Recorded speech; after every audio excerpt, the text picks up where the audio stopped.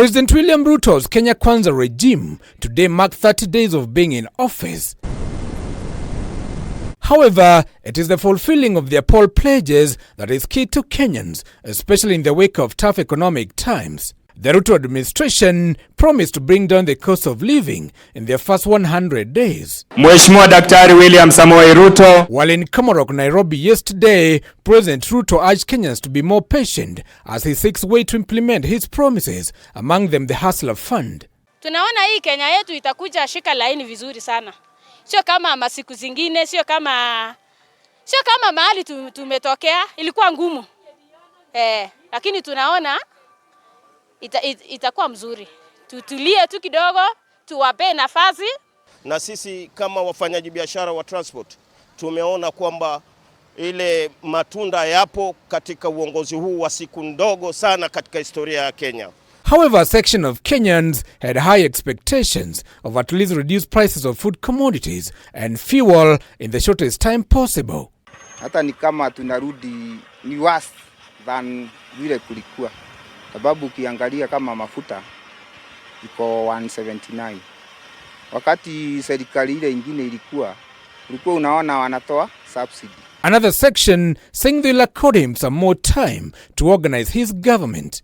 Naona kama ni mpango wanapanga vile kitambo hizo siku 100 ikifika, sasa wa Kenya waone mabadiliko juu. Sasa tukianza kuwasukuma hawajafanya hivi na wao wenyewe ndio walisema na mdomo wao siku 100. Kwa hivyo tafadhali tuwapaye hiyo siku 100. Haijakaa zaidi ya siku 30 and therefore we cannot be able to measure it at 100% threshold. Governors and political analysts argue that it is until Ruto formulates his cabinet and have his government rolling that he can only be held to account. I think the country is really expectant, and one thing I'm hearing from the street every day is we might have a very good president in William Samoei Ruto, because everybody has said every bad thing about him to a point where he will prove himself that indeed he was not what people were saying about him during campaign, and that he can make a difference in this country. There is a beautiful structure of passing information down to the people.